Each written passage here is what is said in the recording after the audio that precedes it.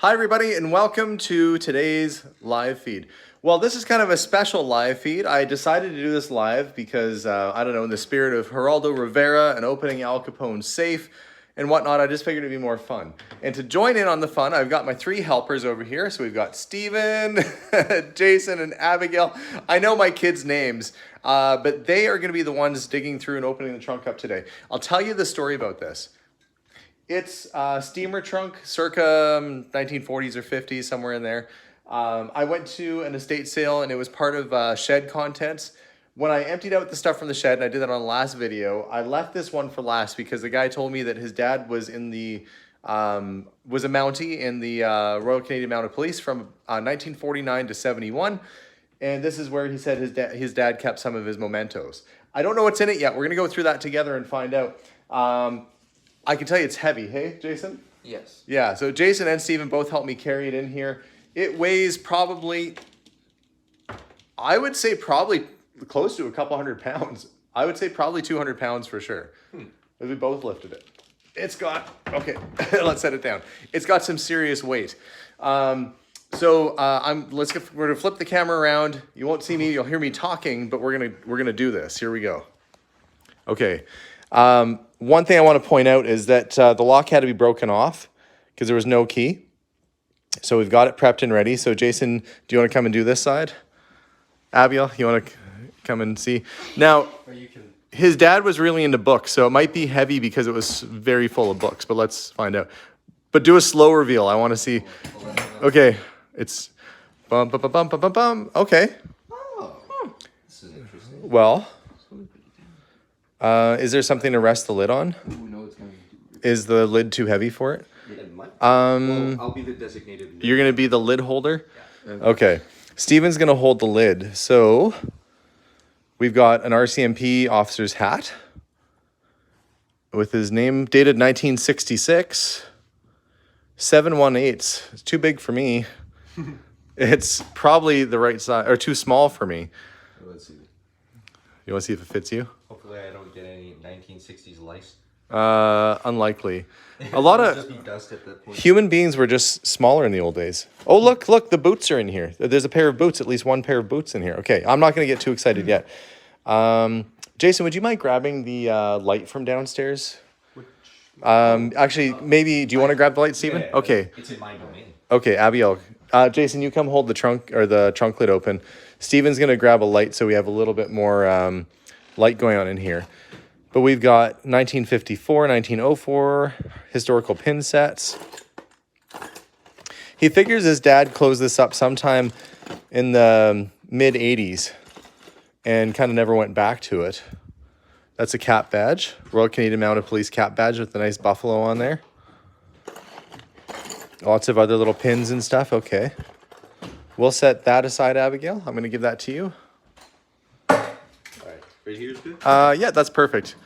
So if you want to run it over to the wall, we'll get a little bit more light happening here so we can see what's in this trunk. This is a winter cap. Here, Jason, do you see that? That is that's like a beaver pelt winter policeman's cap. I'm just going to grab that there and see if we can get it. Reliable Fur Company, Montreal. Maybe there's a date on it. And Melissa's here. You can bring the light over. Do you want to make it a little bit cooler, though, Steven? Less warm. 1955. Is that better? And it is RCMP. Look, it says RCMP right on it. So that's a RCMP winter cap. So in the wintertime here in Canada, obviously it gets cold. You undo this little string. Actually, Abigail, why don't you undo that string and see if the little flaps fold down on it? Okay, while you're working on that, we're going to keep digging. There's patches. There's a whole bag full of patches. Oh, you already opened it. So that would flop down all the way. It folds all the way over. You know, if you, it should. There you go. Yeah. So you get your hat with ear flaps, you know, like a winter hat. And when you're not wearing it, it goes up into that nice little beaver pelt cap. So that's pretty cool. And it is official RCMP issue. This thing's full. Yeah. Welcome, Melissa. This is why it weighed like 200 pounds. But this is, we're going to pull this tray out in a second. So there he is. Constable Corporal Sergeant, 1949 to 71. There's his, like one of his retirement plaques. And some of you might be asking, why would somebody sell their dad's stuff if he was in the military. You know what? Sometimes things just reach the end of a line, and they don't have a use for it or a need for it, and so it ends up going to an antique shop. And my job. Oh, look, there's other buttons and pins and badges in here from other things too.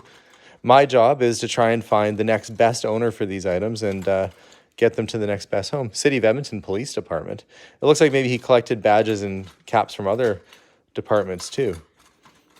Okay, Jason, do you want to set that one down? Sure. Okay. All right, we got some other little pins and stuff like that. 1965. Those can go in the bucket there. Okay. We've got your little beret here.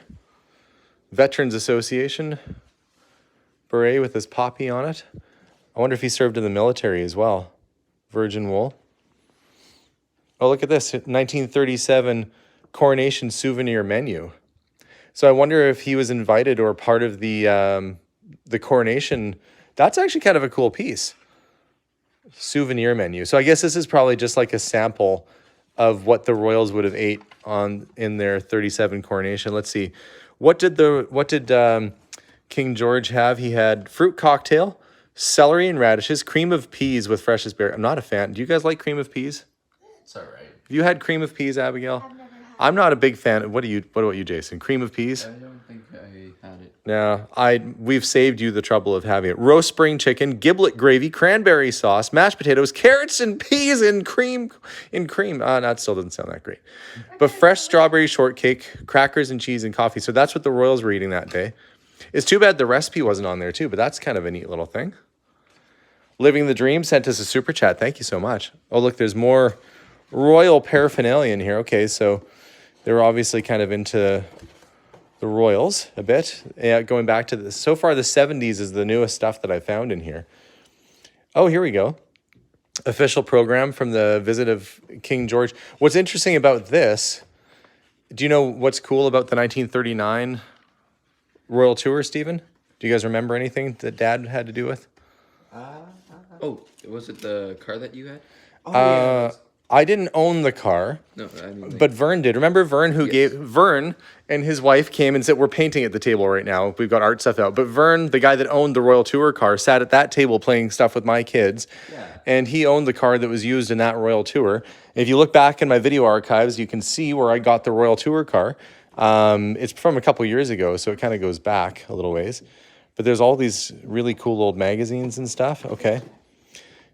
Super chat from Matthew Fox. Fire truck fund, he says. Thank you, Matthew. There is his name again. So there's his pen, his desk set. I wonder if he was a Mason. This looks like a Masonic piece. A lot of that, I believe, is a Masonic, like a satchel sort of piece that you'd wear, like a ceremonial piece. I could be totally wrong, but I feel like that's somebody watching, maybe Shriners or I don't know. You'll have to, I'm not totally up to speed with all this. We've got, look, it looks like all the accessories are here for the holster. These are beautiful holsters. Look at the leather on that. Jason, do you want to open that up? As your hands are free? Sure. Be very gentle with it. You have to kind of push down, pull down on it. Yeah, I see. Brown Bess. But look, it's got the belts are all here. And it looks like there's some of the accessories that go on. That's for your handcuffs. That's a handcuff. No, I don't think there's any cuffs inside of it. Jason, you having trouble? Yes, I am. Okay, Steven, you want to do it? Yeah. Okay, Jason, you want to hold the lid? Okay, well, Steven is working on that. I'm going to go through the other side here and see. There are Rcmp, looks like fancy linens. Oh, he got it open there. Yeah. There's no gun inside, Man. but that's a beautiful holster. In fact, it's an iconic holster. The Rcmp leather is such good quality. Oh, here we go. Here's a plaque, 1873 to 1904, Northwest Mounted Police, and it goes all the way through. It's showing the different plaques that they used, 1904 to 20, 1920 to 53, and then 1953 to current, because at that time that hadn't changed. So that's probably from the 50s. Probably maybe it hung in his office or hung in the station. Pretty cool. Now I have to say, These are extremely expensive boots. If you go to get these boots new, they're like, I'm talking like $600 if you wanted to buy these boots new. They say, guess how much do you think it costs for a new RCMP outfit? Like a brand new, like a red, what they call a red surge, which is like the fancy red one. $5,000.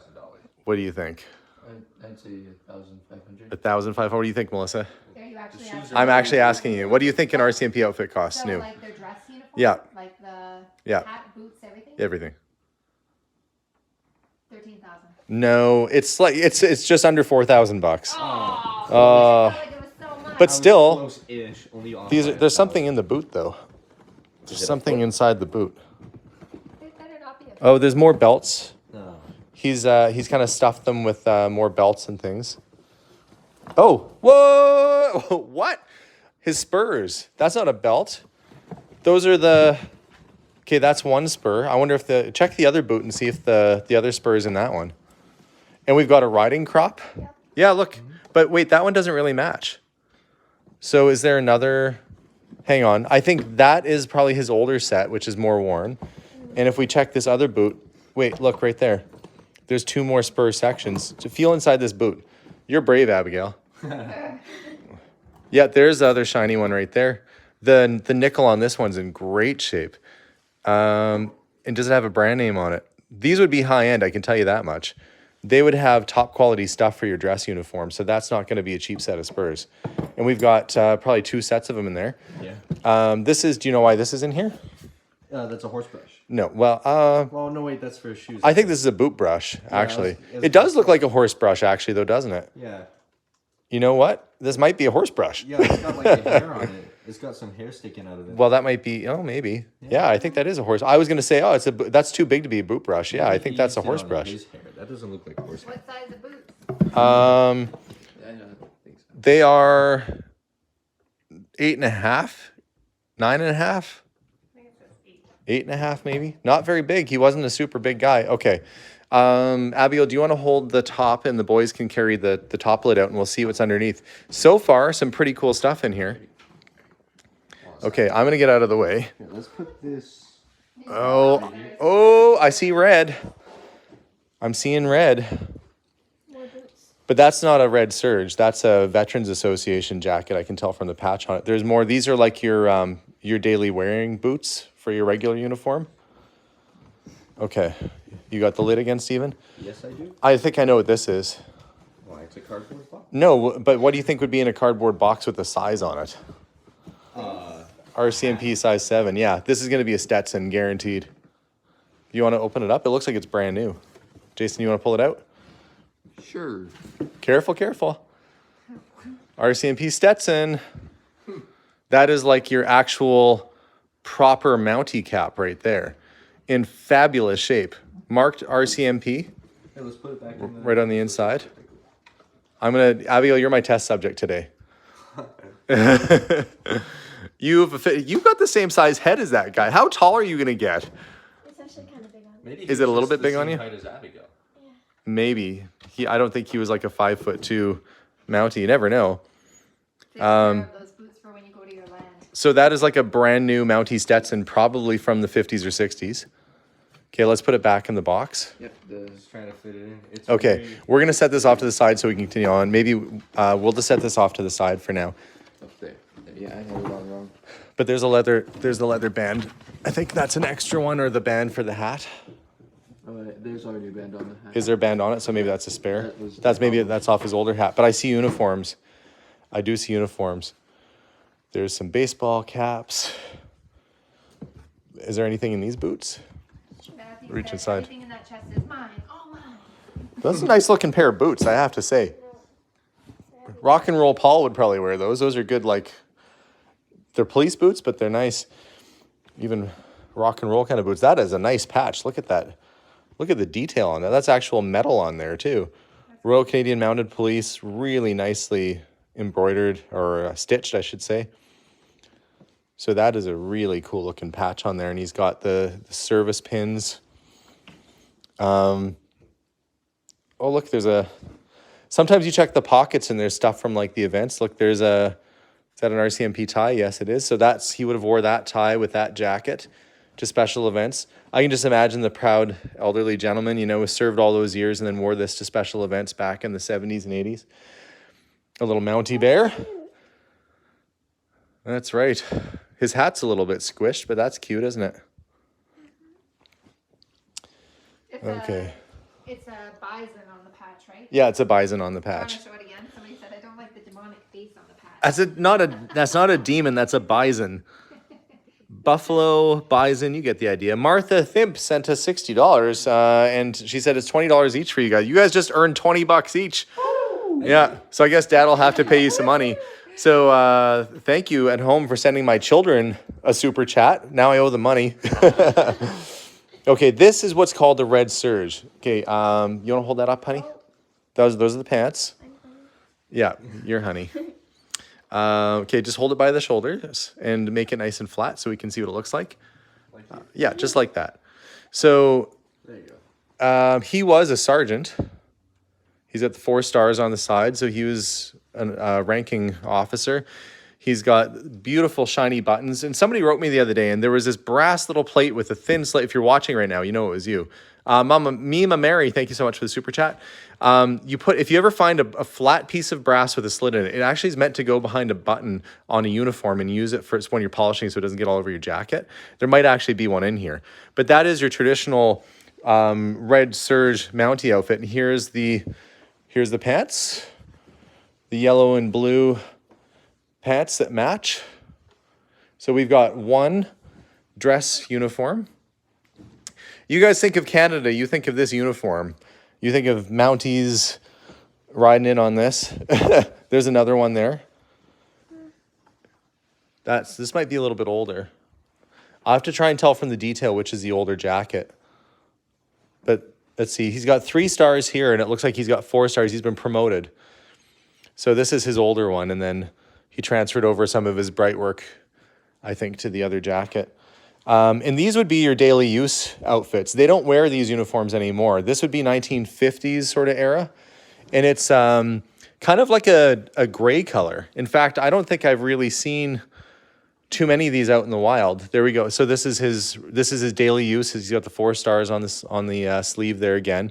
So this would have been your daily use uniform, and then the red one is your parades and fancy event uniform. But we've got 1, 2. How many uniform jackets are in there, guys? Do you want to pull some out, Jason? 3, 4. We've got at least 4 or 5. Oh, look, and there's the dress blues right there too. Look at there's mugs. What does it say on that? RCMP, Red Deer, 1961 revolver shoot high score. So these are shooting awards. What's that one? To Corporal Fraser, 1969. This one just says Is it for anything? Like this one's for revolver. leather craft BG class. Fraser on it. So that's got his name on it. That's K Division. That's here in Edmonton. That's this one says CPLD Fraser. Leathercraft class. Yep.